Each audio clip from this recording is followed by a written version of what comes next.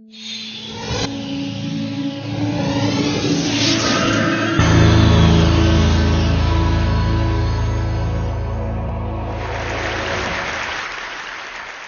often asked, what surprised you about the book? And I said that I got to write it. I would have never imagined that.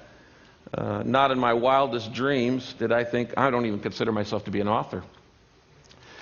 And I'm often asked, why do you think so many people have read this? This thing's selling still about 1 million copies a month. And I think it's because spiritual emptiness is a universal disease. I think inside that at some point we put our heads down on the pillow and we go, there's got to be more to life than this. Get up in the morning, go to work, come home, watch TV, go to bed. Get up in the morning, go to work, come home, watch TV, go to bed. Go to parties on weekends. A lot of people say, I'm living. No, you're not living. That's just existing. Just existing. I really think that there's this inner desire. I do believe what Chris said. I believe that you're not an accident. Your parents may not have planned you, but I believe God did. I think they're accidental parents. There's no doubt about that. I don't think they're accidental kids. And I think you matter. I think you matter to God. I think you matter to history. I think you matter to this universe. And I think that the difference between what I call the survival level of living, the success level of living, and the significance level of living is, do you figure out what on earth am I here for? I meet a lot of people who are very smart and say, but why can't I figure out my problems? And I meet a lot of people who are very successful who say, why don't I feel more fulfilled? Why do I feel like a fake? Why do I feel like I've got to pretend that I'm more than I really am? I think that comes down to this issue of meaning, of significance, of purpose. I think it comes down to this issue of, why am I here? What am I here for? Where am I going? These are not religious issues. They're human issues. I wanted to tell Michael before he spoke that I really appreciate what he does because it makes my life work a whole lot easier. As a pastor, I do see a lot of kooks. And I have learned that there are kooks in every area of life. Religion doesn't have a monopoly on that, but there are plenty of religious kooks. There are secular kooks, there are smart kooks, dumb kooks. There are people. A lady came up to me the other day and she had a white piece of paper. Michael, you'll like this one. And she said, what do you see in it? And I looked in and I said, well, I don't see anything. And she goes, well, I see Jesus, and started crying and left. I'm going, okay, fine. Good for you. When the book became the best-selling book in the world for the last 3 years, I kind of had my little crisis. And that was, what is the purpose of this? Because it brought in enormous amounts of money. When you write the best-selling book in the world, it's tons and tons of money. And it brought in a lot of attention, neither of which I wanted. When I started Saddleback Church, I was 25 years old. I started it with one other family. And in 1980. And I decided that I was never going to go on TV because I didn't want to be a celebrity. I didn't want to be a, quote, evangelist, televangelist. That's not my thing. And all of a sudden it brought a lot of money and a lot of attention. I don't think, now this is a worldview, and I will tell you, everybody's got a worldview. Everybody's betting their life on something. You're betting your life on something. You just better know why you're betting what you're betting on. So everybody's betting their life on something. And when I made a bet, I happen to believe that Jesus was who he said he was. But everybody's got, and I believe in a pluralistic society, everybody's betting on something. And when I started the church, I had no plans to do what it's doing now. And then when I wrote this book, and all of a sudden it just took off. And I started saying, now what's the purpose of this? Because as I was starting to say, I don't think you're given money or fame for your own ego, ever. I just don't believe that. And when you write a book that the first sentence of the book is, "It's not about you," then when all of a sudden it becomes the best-selling book in history, you got to figure, well, I guess it's not about me. That's kind of a no-brainer. So what is it for? And I began to think about what I call the stewardship of affluence and the stewardship of influence. So I believe essentially leadership is stewardship. That if you are a leader in any area, in business, in politics, in sports, in art, in academics, in any area, you don't own it. You are a steward of it. For instance, that's why I believe in protecting the environment. This is not my planet. It wasn't mine before I was born. It's not going to be mine after I die. I'm just here for 80 years, and that's it. I was debating the other day on a talk show, and a guy was challenging me and go, "What's a pastor doing on protecting the environment?" And I asked this guy, I said, "Well, do you believe that human beings are responsible to make the world a little bit better place for the next generation? Do you think we have a stewardship here to take the environment seriously?" And he said, "No." I said, "Oh, you don't?" I said, "Let me make this clear again. Do you believe that as human beings," I'm not talking about religion, do you believe that as human beings it is our responsibility to take care of this planet and make it just a little bit better for the next generation?" And he said, "No, not any more than any other species." When he said the word species, he was revealing his worldview. And he was saying, "I'm no more responsible to take care of this environment than a duck is." Well, now, I know a lot of times we act like ducks, but you're not a duck. You're not a duck. And you are responsible. That's my worldview. And so you need to understand what your world is, the worldview is. The problem is most people never really think it through. They never really codify it or qualify it or quantify it and say, "This is what I believe and this is why I believe what I believe." I don't personally have enough faith to be an atheist. But you may. You may. Your worldview, though, does determine everything else in your life because it determines your decisions, it determines your relationships, it determines your level of confidence, it determines really everything in your life. What we believe, obviously, and you know this, determines our behavior, and our behavior determines what we become in life. So all of this money started pouring in, and all of this fame started pouring in, and I'm going, what do I do with this? My wife and I first made 5 decisions on what to do with the money. We said, first, we're not going to use it on ourselves. I didn't go out and buy a bigger house. I don't own a guest house. I still drive the same 4-year-old Ford that I've driven. We just said we're not going to use it on us. The second thing was I stopped taking a salary from the church that I pastor. Third thing is I added up all that the church had paid me over the last 25 years, and I gave it back. And I gave it back because I didn't want anybody thinking that I do what I do for money. I don't. In fact, personally, I've never met a priest or a pastor or a minister who does it for money. I know that's the stereotype. I've never met one of them. Believe me, there's a whole lot easier ways to make money. Pastors are like on 24 hours a day call. They're like doctors. I left late today. I'd hoped to be here yesterday because my father-in-law is in his last probably 48 hours before he dies of cancer. And I'm watching a guy who's lived his life. He's now in his mid-80s. And he's dying with peace. You know, the test of your worldview is not how you act in the good times. The test of your worldview is how you act at the funeral. And having been through literally hundreds, if not thousands of funerals, it makes a difference. It makes a difference what you believe.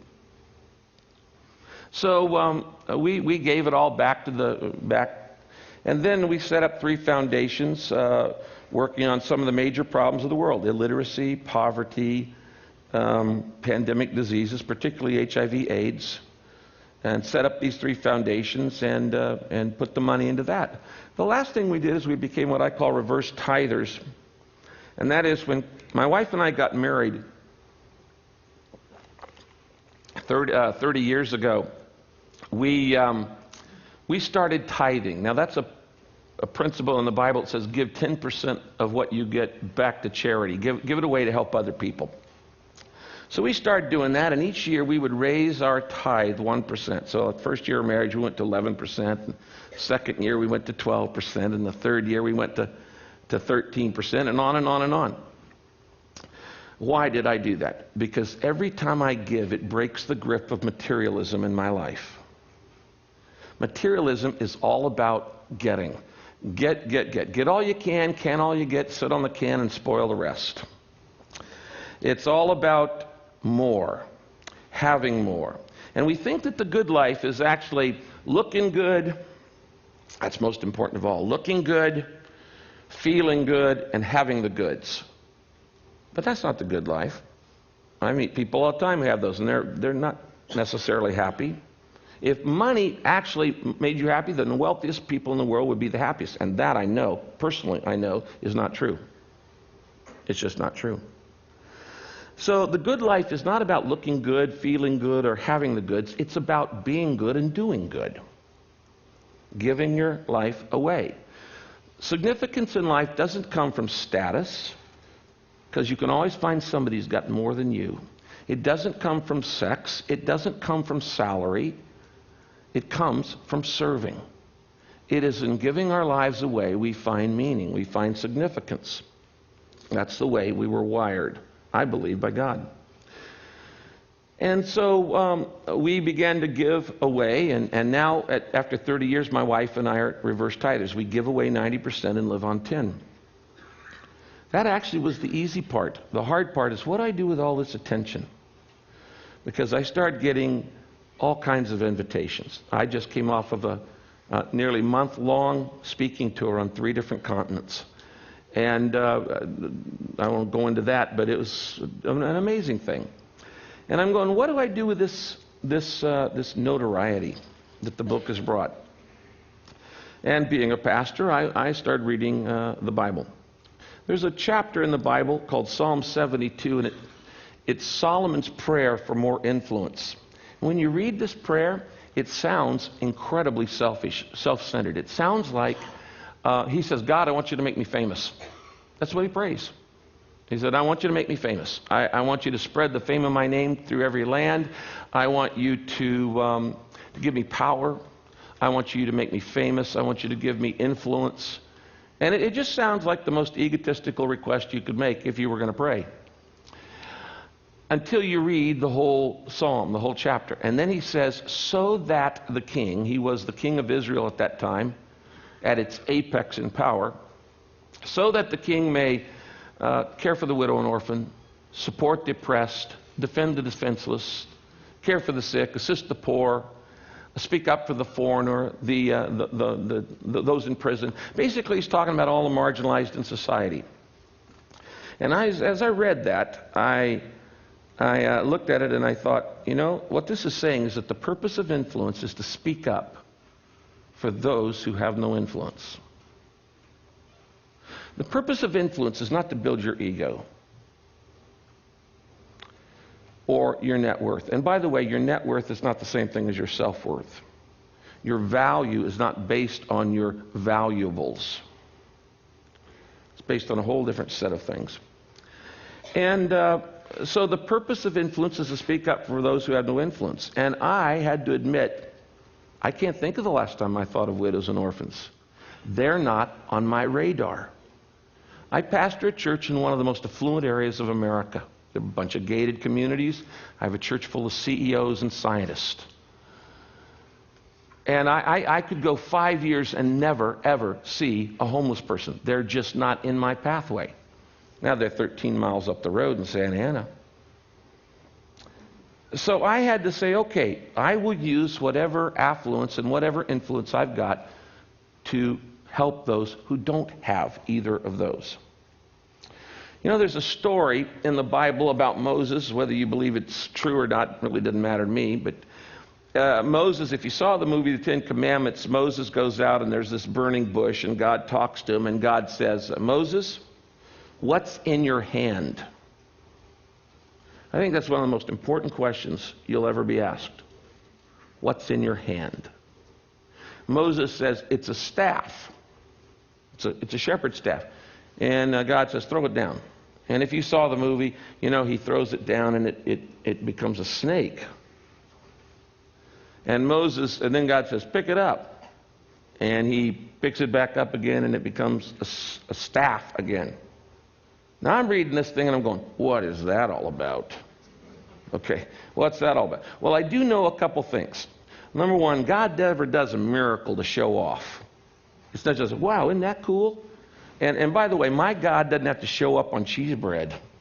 And if God's going to show up, you know, he's not going to show up on cheese bread. Okay? This is why I love what Michael does. Because it's like, okay, if he's debunking it, then I don't have to. But my God doesn't show up on sprinkler images. He got a few more powerful ways than that to do whatever he wants to do. But he doesn't do miracles just to show off. Second thing is, if God ever asks you a question, he already knows the answer. Obviously, if he's God, then that would mean that when he asks the question, it's for your benefit, not his. So he's going, what's in your hand?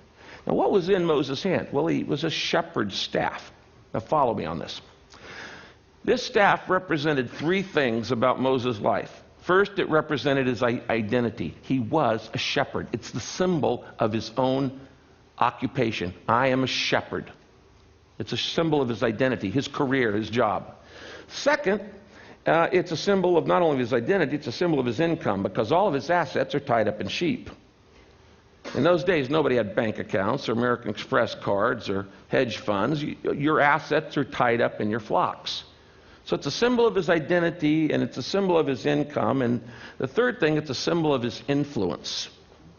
What do you do with a shepherd's staff? Well, you move sheep from point A to point B with it, by hook or by crook. You pull them or you poke them, one or the other.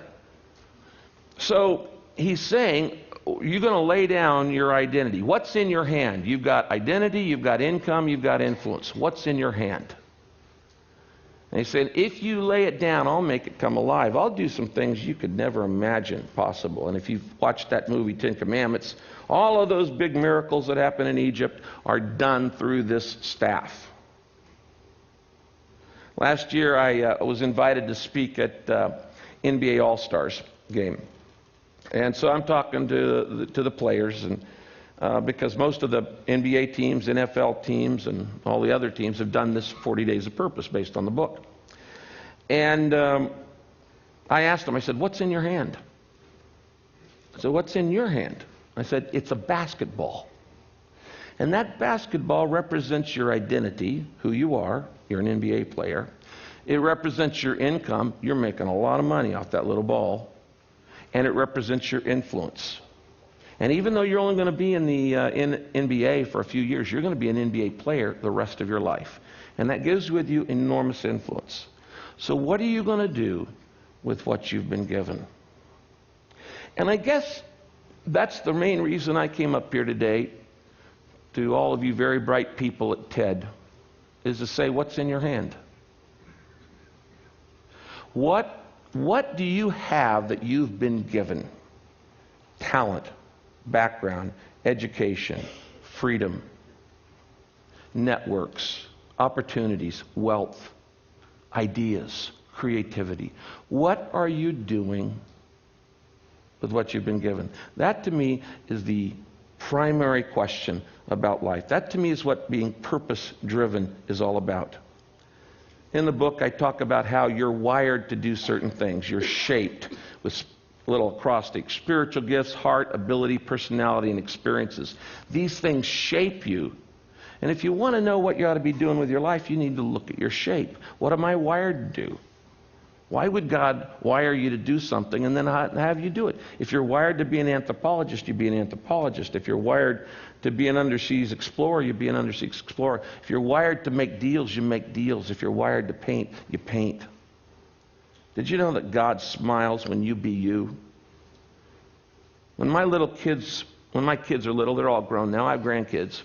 I used to go in and sit on the side of their bed, and I used to watch my kids sleep. And I just watched their little bodies rise and lower.